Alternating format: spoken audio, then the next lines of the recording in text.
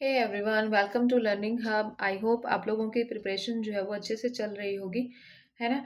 आज मैं आप लोगों के लिए नेक्स्ट 10 PYQ यहाँ पे लेकर आई हूँ, जो होंगे हमारे HSSC साइंस ग्रुप डी से रिलेटेड। डन। स्टार्ट करते हैं क्वेश्चन नंबर 1 से। Which of the following is used in soda acid fire extinguisher. जो एसिड फायर एक्सटिंग्विशर होता है, आग बुझाने के लिए जो हम यूज करते हैं, तो उसके अंदर हमारा जो कंपोनेंट है वो क्या होता है? NaHCO3, Na2CO3, NaCl या फिर NaOH। तो यहाँ पे हमारा जो आंसर रहने वाला है, फायर एक्सटिंग्विशर के अंदर हम यूज करते हैं सोडियम बाइकार्बोनेट को। किसको यूज करते हैं हम यहाँ पे? सोडियम बाइकार्बोनेट को। और इसके साथ साथ अब हम यहाँ पे एक एसिड भी यूज करते हैं, और एसिड हमारा क्या रहने वाला है? Sulphuric acid, H2SO4। क्या होता है ये? सल्फ्यूरिक एसिड हम मेनली यहाँ पे यूज करते हैं। जब हम सल्फ्यूरिक, यहाँ पे इन दोनों का कॉम्बिनेशन होता है, मतलब जब बाइकार्बोनेट, सोडियम बाइकार्बोनेट का और एसिड का आपस में रिएक्शन होगा, तो इस रिएक्शन से निकलेगा क्या? इस रिएक्शन से बहुत ज़्यादा अमाउंट में हमारे पास क्या निकलती है? CO2 गैस निकलती है, कार्बन डाइऑक्साइड गैस निकलती है, जो कि मेन क्या काम करती है? फायर को एक्सटिंग्यूश करने का काम करती है। ओके, क्योंककि ये CO2 गैस जो होती है वो गैस उसको क्या करती है? कंबशन को वहीं पे रोक देती है। जितनी जो भी कंबशन को ये सपोर्ट नहीं करती है, उस वहीं पे स्टॉप कर देती है। ओके, तो हम यहाँ, हमारा आंसर यहाँ पे रहने वाला है ऑप्शन नंबर ए। और एसिड का भी आपने नाम याद रखना है कि मेनली हम सल्फ्यूरिक एसिड, यहाँ पे एसिड यूज करते हैं, और रिलीज क्या होता है? CO2 गैस होती है। Next is the image formed by a concave mirror. जो इमेज बनती है कनकेव मिरर के द्वारा, वो वर्चुअल है, इरेक्ट है एंड लार्जर देन ऑब्जेक्ट है। अगर कनकेव मिरर के द्वारा इमेज बनी है, तो वो वर्चुअल है, इरेक्ट है, लार्जर देन द ऑब्जेक्ट है। तो ऑब्जेक्ट कहाँ पर प्लेस किया गया है? मतलब जो ऑब्जेक्ट है वो कहाँ पे? Between the focus and entire of curvature के बीच में है, at the centre of curvature में है, beyond the centre of curvature है, या फिर between the pole and principal focus है। कहाँ पर हमारा जो ऑब्जेक्ट है वो रखा गया है? ये हमारा क्या हो गया? मिरर हो गया, है ना। तो ऑब्जेक्ट वो कहाँ पर रखा गया है, उसको हमने यहाँ पे देखना है। यहाँ पे हमारा जो आंसर होगा वो क्या होगा? Between the pole and the principal focus. Between the pole and the principal focus, क्योंकि जब हम ऑब्जेक्ट को पोल एंड प्रिंसिपल फोकस के बीच में रखते हैं, तभी हमारा क्या है?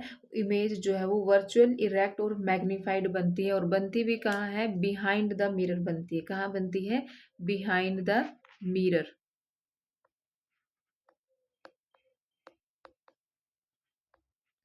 बिहाइंड द मिरर, मिरर के जो है वो पीछे बनती है। Done. Third question, the products formed during an aerobic respiration in both humans and plant cells are. Aerobic respiration का मतलब है कि जो रेस्पिरेशन है वो कब हो रही है? In presence of oxygen. In presence of oxygen. जो रेस्पिरेशन है वो कब हो रही है? इन प्रेजेंस ऑफ ऑक्सीजन हो रही है, in both human and plant. तो कौन कौन से प्रोडक्ट जो है वो हमारे बनेंगे? जब इन प्रेजेंस ऑफ ऑक्सीजन है, तो हमारे पास कार्बन डाइऑक्साइड भी बनेगा, वाटर भी एंड ATP भी। Choose the correct code. तो इसमें से करेक्ट कोड यहाँ पे क्या रहने वाला है? चूज द करेक्ट कोड, यानी कि सभी बनेंगे, तो हमारा आंसर क्या आ जाएगा? All of the above. हमारा आंसर क्या आ जाएगा? ऑल ऑफ द अबोव, क्योंकि एरोबिक रेस्पिरेशन है। एरोबिक रेस्पिरेशन है मतलब जो हमारे पास ग्लूकोज है।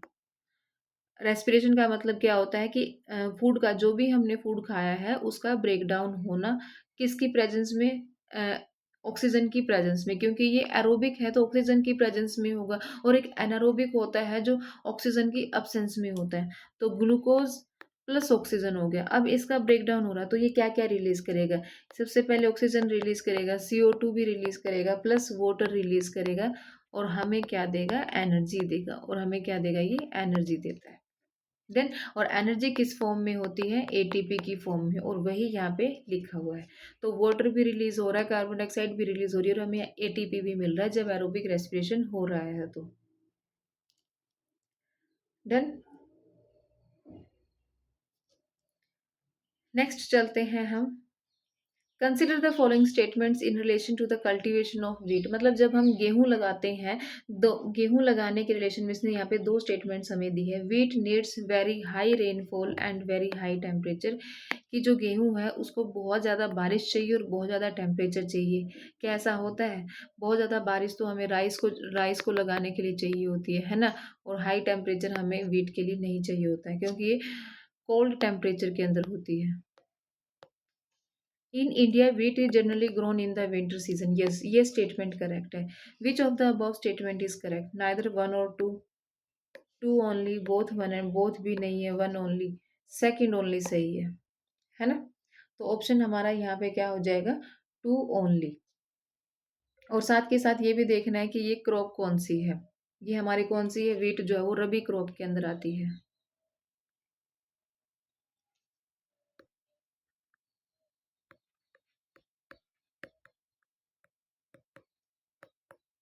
किसके अंदर आती है? हमारी रबी क्रॉप के अंदर आती है। Next question, which one of the following statement is false about auxin. Auxin जो है वो क्या है? ये एक प्लांट हार्मोन है। ऑक्सिन क्या है? प्लांट हार्मोन है।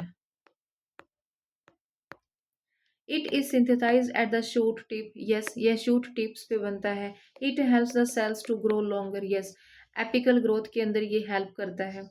It diffuses toward the shady side when light is coming from one side. Means अगर एक साइड से लाइट आ रही है, अगर एक साइड से लाइट आ रही है तो ये उसी की तरफ जो है वो बैंड हो जाता है, लाइट की तरफ बैंड होता है ये। It inhibits growth. No, this is not a inhibitory growth, sorry hormone. हमारा ऑप्शन यहाँ पे क्या हो जाएगा? इसने क्या पूछा था? अबाउट फॉल्स स्टेटमेंट इसने हमसे पूछी थी, तो फॉल्स स्टेटमेंट यही है कि इट इनहिबिट्स ग्रोथ। ये ग्रोथ को इनहिबिट नहीं करता है, ये एक प्लांट हार्मोन है, रेगुलेटरी हार्मोन है ये, रेगुलेटरी हार्मोन है। और जो ग्रोथ है उसको ये प्रमोट करता है, रोकता नहीं है, उसको प्रमोट करता है। ओके, तो हमारा आंसर यहाँ पे क्या हो जाएगा? डी हो जाएगा, क्योंकि बाकी की तीनों स्टेटमेंट जो है यहाँ पे वो करेक्ट है, क्योंकि ये शूट पे ही बनता है, शूट पे ही सिंथेसाइज होता है, उसकी एपिकल ग्रोथ के अंदर हेल्प करता है, यानी कि उसको लंबा होने के लिए हेल्प करता है। और जब डिफ्यूज हो जाता है, it diffuses toward the shady side when light is coming from one side. हाँ, ये भी करेक्ट स्टेटमेंट है, तो बाकी सारी करेक्ट हैं, जो फॉल्स है वो ये वाली है। Sixth question, which which of the following is not an example of organisms that break down food material outside the body and then absorb it।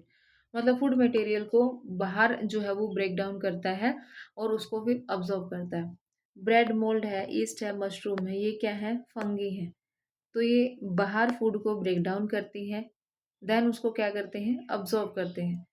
But कैस्केटा क्या है? यहाँ पे कैस्केटा एक पैरासिटिक प्लांट है जो कि अपना न्यूट्रिएंट किसी दूसरे प्लांट से लेता है। डन। तो जो फंगी है वो हमारा एक्सटर्नल डाइजेशन यहाँ पे शो करती है, यहाँ पे ये एक्सटर्नल डाइजेशन जो है वो शो करेंगी। बट कैस्केटा क्या है? ये एक पैरासिटिक प्लांट है, पैरासिटिक प्लांट है जो अपना फूड किसी और से लेता है। सो यहाँ पे जो करेक्ट आंसर हो जाएगा सिक्स्थ क्वेश्चन का, that is option number D. Which of the following is a mechanical wave. इसमें से कौन सी जो है वो मैकेनिकल वेव है? गामा रेज है, साउंड वेव्स है, एक्स रेज है, या फिर रेडियो वेव्स है? तो यहाँ पे मैकेनिकल वेव्स की बात हो रही है, तो मैकेनिकल वेव्स हमारी क्या है? साउंड वेव्स होती हैं। जो मैकेनिकल वेव्स हैं वो कौन सी होती हैं? हमारी साउंड वेव्स होती हैं, क्योंकि मैकेनिकल वेव को एक मटेरियल मीडियम चाहिए होता है ट्रैवल करने के लिए। मैकेनिकल वेव्स को क्या चाहिए? मीडियम चाहिए ट्रैवल करने के लिए। डन। तो इसलिए हमारा आंसर यहाँ पे क्या हो जाएगा? Sound waves. रही बात हमारी गामा रेज की, एक्स रेज की और रेडियो वेव्स की, ये क्या है? इलेक्ट्रोमैग्नेटिक वेव्स हैं, इलेक्ट्रोमैग्नेटिक वेव्स। डन। नेक्स्ट आता है हमारा पास question number 8। Four resistors of 2 ohm, four resistors हैं यहाँ पे, 2 ohm, 4 ohm, 6 ohm and 8 ohm are connected in parallel. ये पैरेलल में कनेक्ट किए गए हैं, ठीक है। और वोल्टेज कितनी लगाई गई है? इनको 24 वोल्ट यहाँ पे लगाया गया है। What is the current through the 6 ohm resistor. तो 2 है, 4 है, 6 है, 8 है। अब ये यहाँ पे पूछ रहे हैं कि 6 ओम का क्या करंट होगा। देन अब पैरेलल में लगाए गए हैं, तो पैरेलल में क्या है, वोल्टेज सबको बराबर जा रही होगी, है ना। तो इसका फॉर्मूला क्या होता है, resistance upon volt, current is equal to R, I is equal to R upon में वी। तो हमने आई निकालना है, यहाँ पे आर हमारा कितना था, यहाँ पे आर हमारा क्या रहने, सॉरी ये वी अपॉन आर होता है,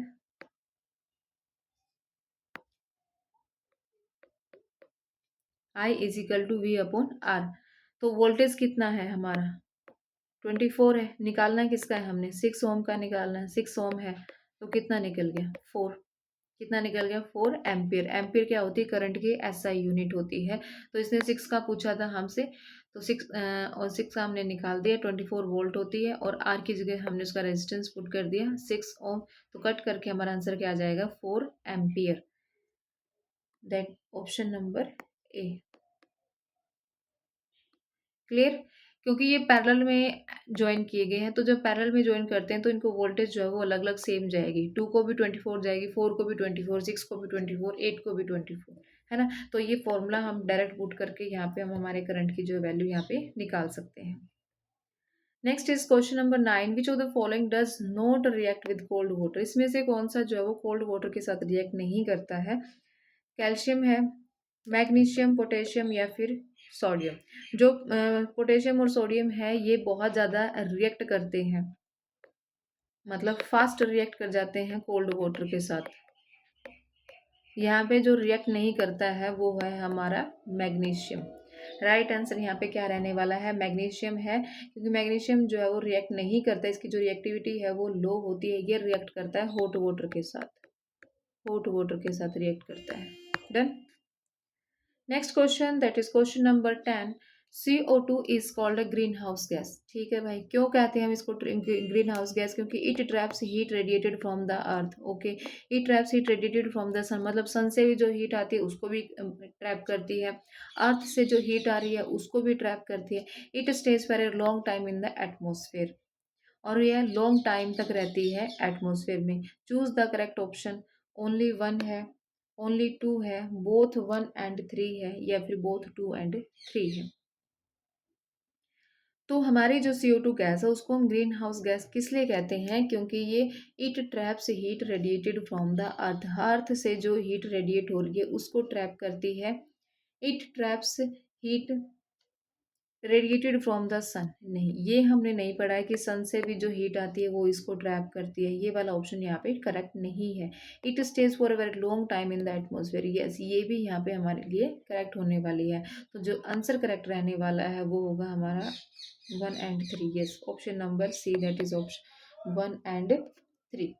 क्योंकि हमने मेनली याद रखना कि जो CO2 गैस है वो हमारी क्या है, ग्रीन हाउस गैस होती है। और ग्रीन हाउस गैस है तो जो अर्थ की आउटगोइंग इंफ्रारेड रेडिएशंस होती है वो उनको ट्रैप करके रखती है। जो अर्थ की रेडिएशंस होती है ना उनको ट्रैप करती है, मेनली ये याद रखना है। डन।